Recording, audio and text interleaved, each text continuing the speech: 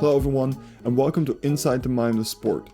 In today's episode, an unusual tribute to Diego Maradona, how other F1 drivers dealt with an horrific crash, and why I hope that female kicker Sarah Fuller can continue the season. Now, let's dive inside the mind of sport.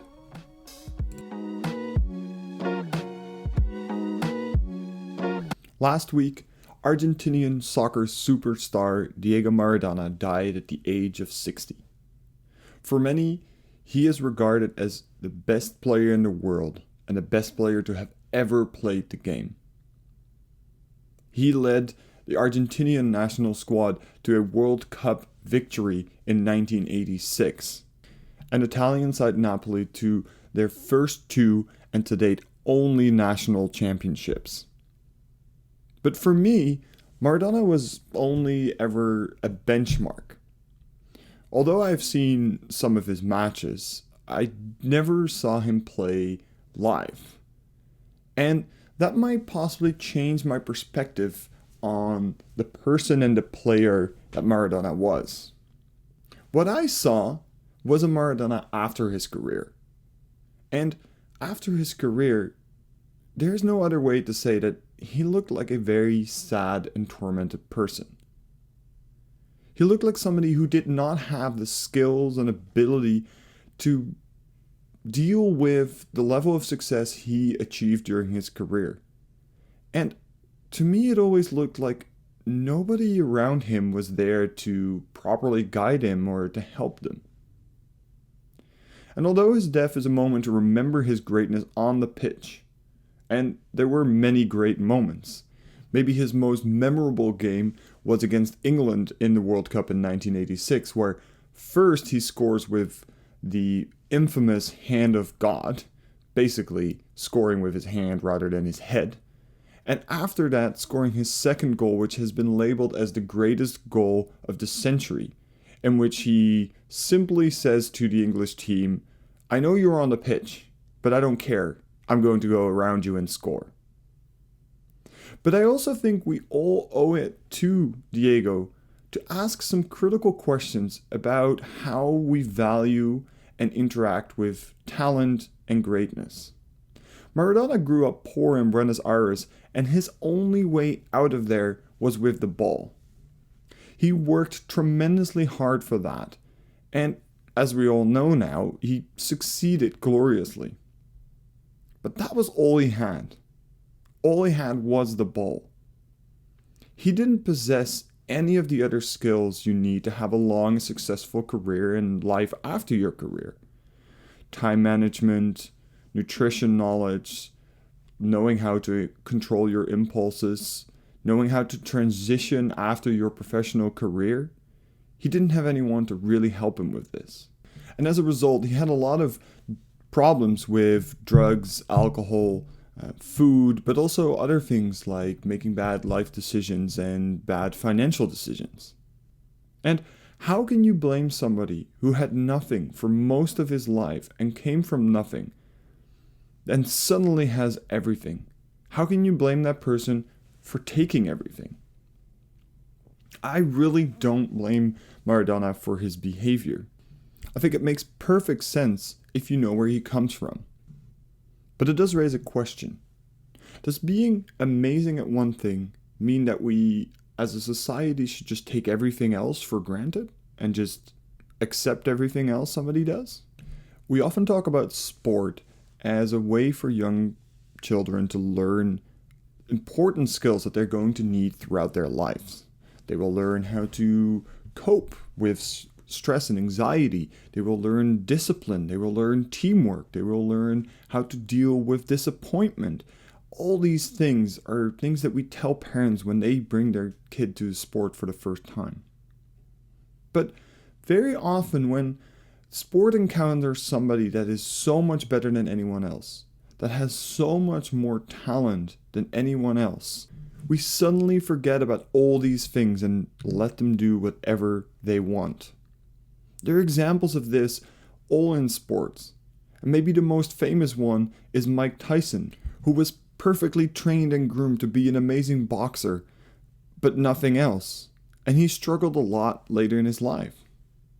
When an athlete has that much talent, suddenly everyone simply overlooks the bad stuff and the bad behavior that normally wouldn't be accepted in somebody with less talent. People are suddenly blinded by the success, and for the athlete, that can lead to worse situations if they do not learn the same skills as everyone else did. I'm not 100% sure why this is happening. Maybe people are scared that if you try to adjust the bad behavior of a talented athlete, that talent will just simply leave. Or maybe it's because deep down, we like the story of the talented but tormented mind. All I know is that we should really consider whether this behavior is the best thing to do for people like Maradona. In the end, Maradona is like the opposite of a politician. For him, it didn't matter how many bad things he did, how many bad decisions he made, because he did one thing really well. With politicians, it doesn't matter how many good things you do. If you make one mistake, you're done for. With his death, we should be reminded that talent shouldn't be a get-out-of-jail-free card to live a destructive life for yourself and others. Let's take this sad moment to replay those goals and talk about those achievements, to talk about the best player that has ever played the game. But also take this moment to reflect and ask ourselves whether we want to change the way we approach extraordinary talent.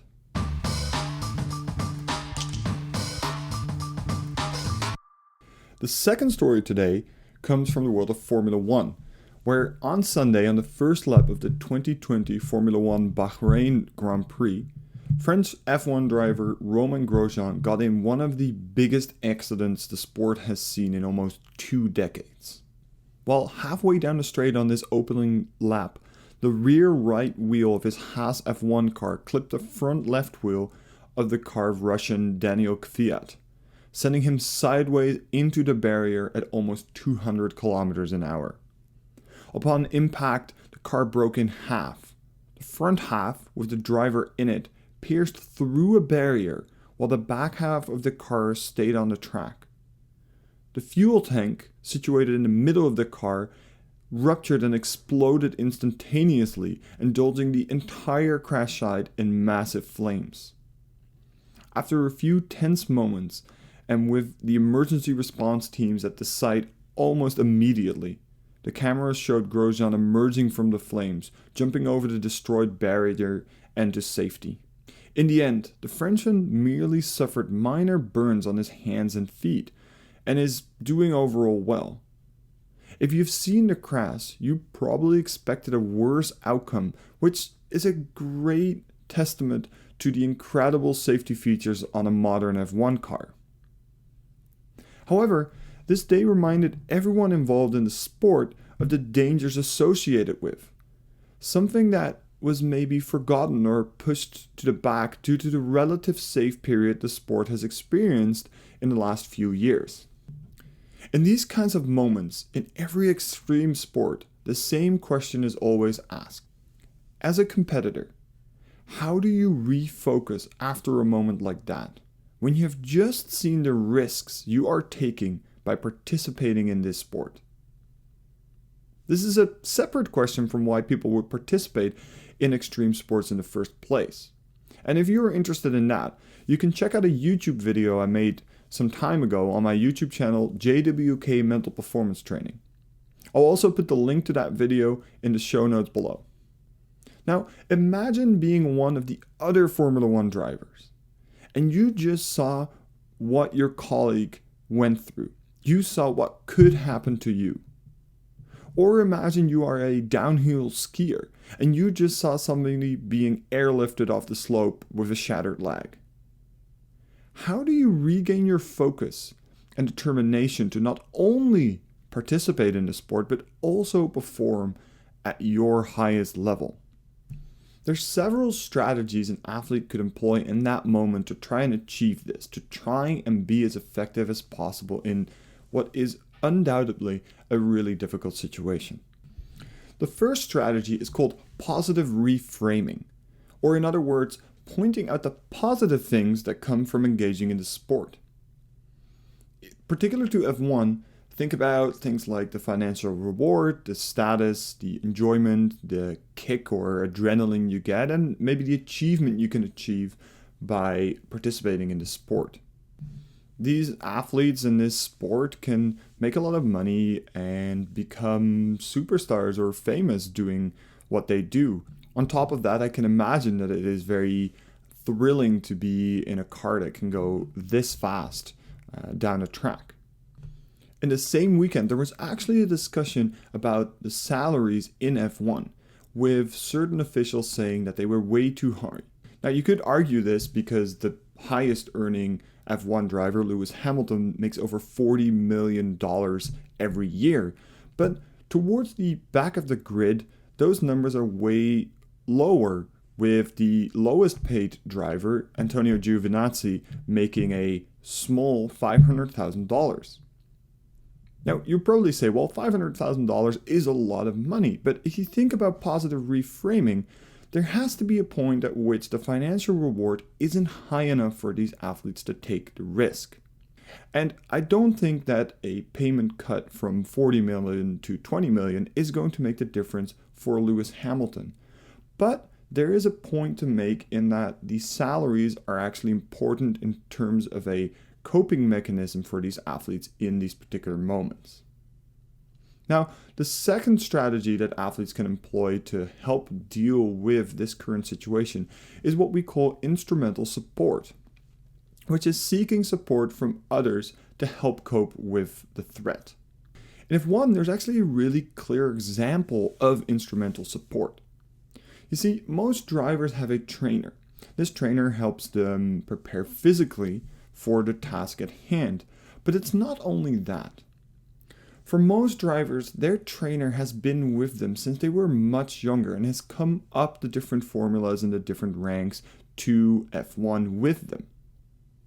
The trainer is not only there to prepare them physically, but it's almost like a friend, somebody you trust and you can really rely on to give support in tough moments. There's a lot of videos out there where you see that the trainer does things like wake the driver up in the morning, take them to the track, make sure they're eating right, make sure they're physically prepared, and you can always see the trainer next to the driver when they're on the grid ready to go racing. This is really interesting because it's a clear example of instrumental support. All the drivers feel like they need to have somebody there that they can trust, that they have known for a long time, to seek support from if it's necessary. On Sunday, you did indeed see a lot of drivers talk to their trainers while the track was being repaired and while they were waiting for the race to be restarted.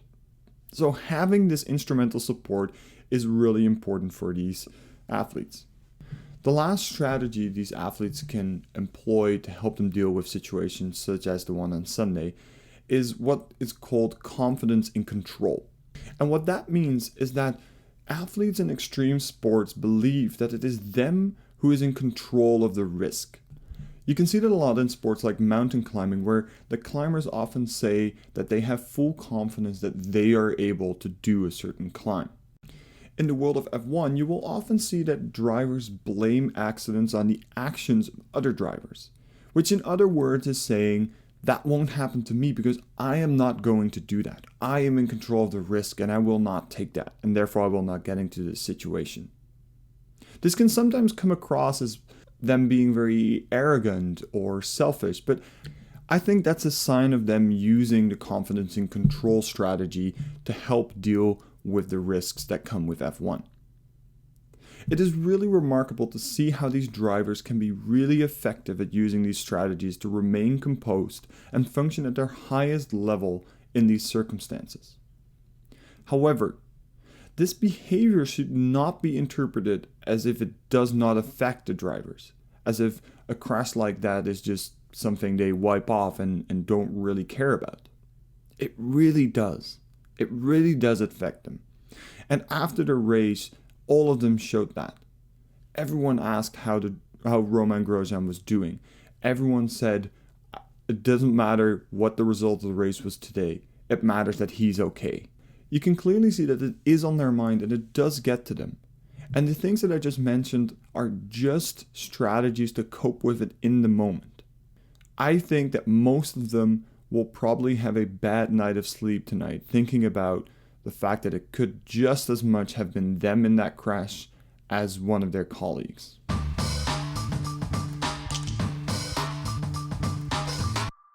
The last story today comes from US college football, where Sarah Fuller became the first female to play in a Power 5 conference game. She performed a 30-yard kickoff for the Vanderbilt Commodores to start off the second half of their game against the Missouri Tigers. Fuller is a soccer goalie who plays on the women's soccer team at Vanderbilt and was called up to the football team since they had no kickers left on their team who were fit to play, and Fuller was already following the COVID regulations. After the historic game that unfortunately was lost dramatically by the Commodores, Fuller said she intends to remain with the football team as long as she is needed and as long as they will allow her to stay with the team. She also mentioned she will work on improving on her kicking by watching NFL kickers that play in a similar way as she does. It is clearly a freak set of circumstances that led to Fuller being the kicker for the Commodores. Not only did COVID have to happen, the team also needed to be out of any other usable kickers, and there not being a men's soccer team to find a kicker in. However, I personally really hope she will be able to remain with the team and play in more games. Mostly because it's a great example of what equality in sport could look like, and it can be an inspiration to women and girls around the world about what is possible. But also because it provides an opportunity to make an objective evaluation of a female kicker in college football and women and male sports in general. You see, humans are inherently flawed in making decisions because we rely way too much on what we see. We all know the story of Moneyball, which is actually based around the fact that what you see is not a great predictor for what is actually going to happen. And this happens everywhere. Studies with judges show that when a judge doesn't see the defendant, they actually make better decisions on cases than if they do see the defendant. Because seeing the defendant distracts from the facts of the case and makes them make a decision on what they see. When hiring people, not seeing applicants or not even bothering interviewing any of them will actually lead to hiring better employees. Humans make assumptions based on what they see, and very often those assumptions are wrong. If we tie that back to Sarah Fuller, I hope that she gets to finish the season as a college kicker. And if she does, I suggest the following. Take her stats, put them in a list with the stats from other male kickers, give them to each coach in the league, and ask them to identify the woman in that list. If they cannot, we've proven something about our assumptions in terms of what we see.